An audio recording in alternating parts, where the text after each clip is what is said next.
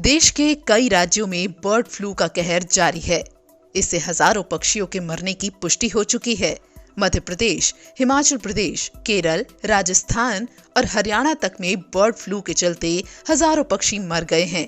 इस कहर के बीच सवाल उठता है कि ये बर्ड फ्लू होता क्या है, क्या ये इंसानों तक फैल सकता है और क्या है इसका इलाज? इन सवालों का जवाब जानते हैं इस रिपोर्ट में।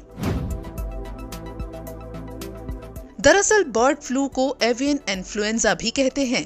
ये एक तरह का वायरल इन्फेक्शन है जो पक्षियों से मनुष्यों को भी हो सकता है। इसका सबसे आम रूप H5N1 एवियन इन्फ्लुएंजा है। देखिए, एवियन इन्फ्लुएंजा के करीब 5 स्टेट से रिपोर्ट हो चुका है। एक दो जगह और शायद वो है, क्योंकि प्रदेश सरकारों से 5 सरकारों से हमारे पास रिपोर्ट आ चुकी है। हिमाचल, हरियाणा, राजस्थान, मध्य प्रदेश और केरला से ये रिपोर्ट आ चुकी है। और इसमें अभी तक की एक तरह से कह सकते हैं हरियाणा से रिपोर्ट है, पोल्ट्री में फैल रही है, नहीं तो वाइल्ड जो बर्ड्स हैं उनमें है, या आप कह सकते हैं माइग्रेटरी बर्ड्स जो बाहर से आती हैं उनमें है।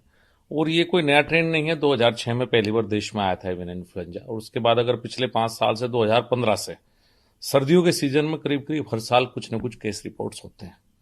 लेकिन आज तक हिंदुस्तान में इसका वैसे ट्रांसमिट हो सकती है ह्यूमन में, लेकिन ट्रांसमिशन की कोई रिपोर्ट आज तक हिंदुस्तान में रिपोर्टेड नहीं हुई है।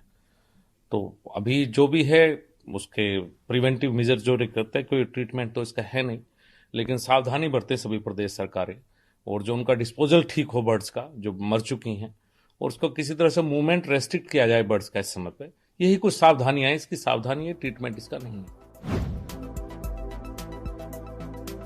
जब से बर्ड फ्लू फैला है तब से लोगों के जहन में एक सवाल उठ रहा है कि क्या ये इंसानों तक पहुंच सकता है। दरअसल इंसानों में इसके लक्षण सामान्य होते हैं। इसमें सर्दी जुकाम, सांस में तकलीफ और बार बार उल्टी आने जैसी दिक्कतें आती हैं। लेकिन राहत की बात ये है कि देश में अब तक किसी भी शख्स में बर्ड फ्लू की पुष्टि नहीं हुई है।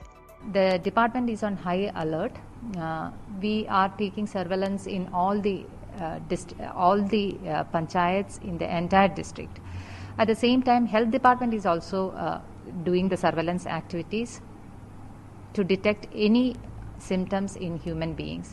Their activity area would be around 3 kilometers around the epicenter. RRTs have been formed. 16 members are in the field. They are looking for symptoms of respiratory tract, fever, ILI, SARI.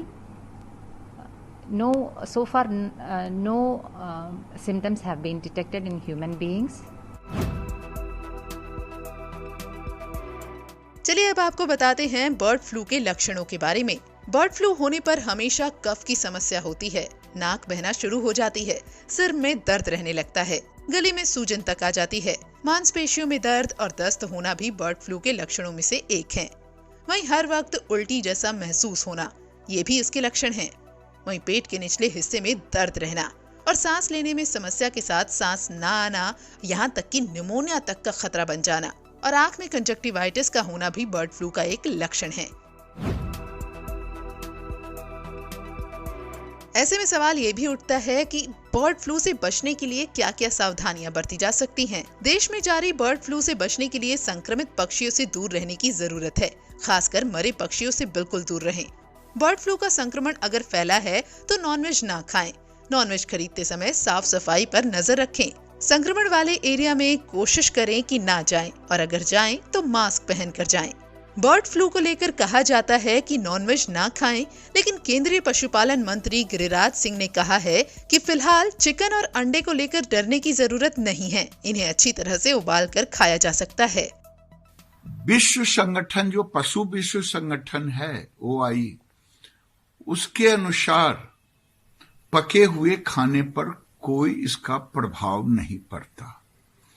इसलिए जो लोग इस पर रोक की बात कर रहे हैं, ये पशु संगठन ने भी इस पर अपना दिया है। वहीं बता दें कि बर्ड फ्लू को लेकर सावधानियां बरतने के साथ साथ इसका इलाज भी मौजूद है। बर्ड फ्लू का कहर एंटीवायरल ड्रग ओसेल्टामिविर और जानामिविर से किया जा सकता है। इस वायरस को कम करने के लिए पूरी तरह आराम करना चाहिए।